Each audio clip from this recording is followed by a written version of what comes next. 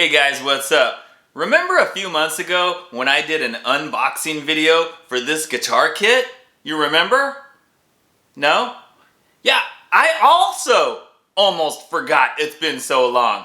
Well, good news. I'm finally gonna get started on this thing.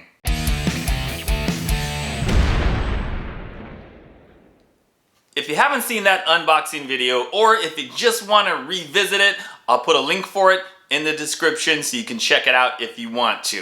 Alright, so I finally decided I need to get started on this because since I did that initial unboxing video, it's just been sitting in the other room in the box. I haven't even touched it or looked at it or anything. But I gotta get going on it. I didn't buy it so it could just sit in the box, right? So it's time. Now, I decided I'm gonna do a series of videos to take you guys through the whole build process with me. I'm not gonna do how-to videos. I'm not gonna have my camera out in the garage and take videos of me drilling holes and explain how to connect the parts and how to do this and that. Number one, that's a lot of work, it's a lot of filming, it's a lot of editing. And number two, there's way better videos on YouTube from people that are way better at this than me, and they can explain it way better than I can. So you're better off watching those kind of videos if you want to learn how to do it and how to put it together. But I am going to take you guys through the process with me. So what does that mean?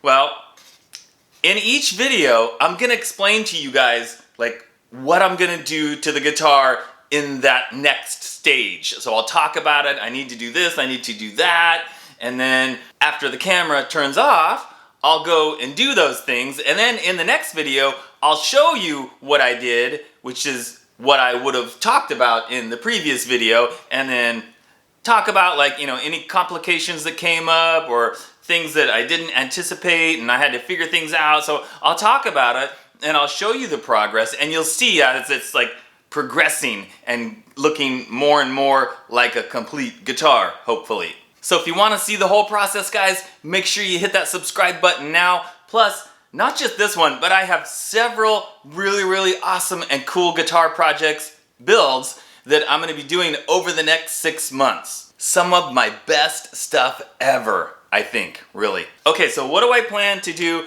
with this one first? Well, the very first thing I'm going to do is, you can see, in the back here, there's no holes drilled for the screws to attach the neck. So I've got to line up the neck plate, mark the spots, drill the holes all the way through, and then once I do that, I've got to get this on there and basically mark the spots on the back of the neck and then drill the 4 holes that correspond with the holes in the neck pocket. That's the first thing. And I need to get the neck attached because, well, gosh, here's the end of the neck. What the heck? Okay, there's a piece that goes there. This is a headless guitar. There's no headstock, but there is a piece. It's in the box. I've got to figure out how that piece attaches. I've never had a headless guitar before. Never even played one, to my knowledge. Anyway, I gotta figure out how that attaches, and then once I figure that out, I've gotta figure out how the bridge attaches. I need to look closely at the bridge. How many screws does it have?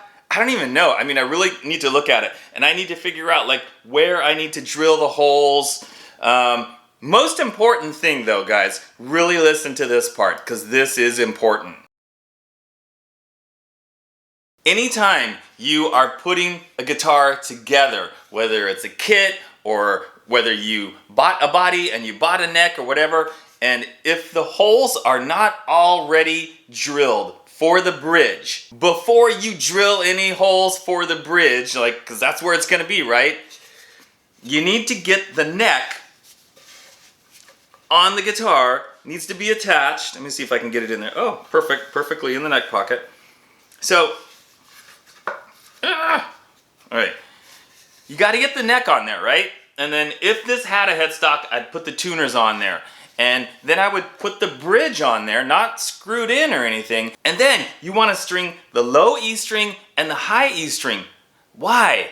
Why, you say? Why? Well, because This thing keeps moving around. When you're positioning the bridge to decide where to drill those holes, you need the bridge in the exact right position so that the low E string and the high E string are perfectly centered over the fretboard. You could put all 6 strings on there, but it's totally not necessary. Really, you just need the top one and the bottom one, because you want to make sure that those 2 strings, like you don't want the high E string too far this way so that it's right at the edge of the fretboard. And then also you don't want it too far this way because you don't want the low E string too close to this edge of the fretboard. You want to get it perfectly centered so there's, a little bit of space on each side.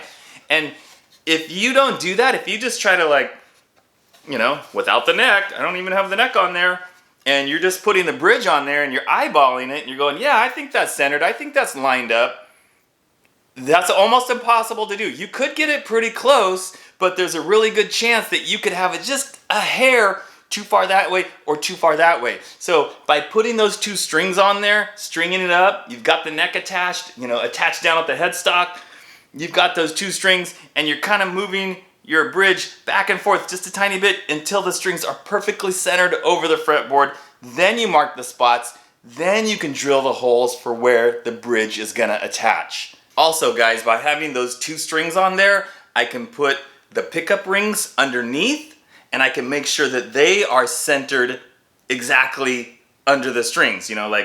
Got this string here, I want to make sure it's not too far that way, not too far that way, so that the pickups line up with the strings centered the way that they should. So those are the things that I'm going to do first, and I will hopefully show you the results of that in the next video and talk about it and let you know how it went. So fingers crossed, guys. So that's it for today. Hopefully I'll be back really soon to let you guys know how it went and to show you how it looks so far. Thanks for tuning in, and I'll see you soon. Later.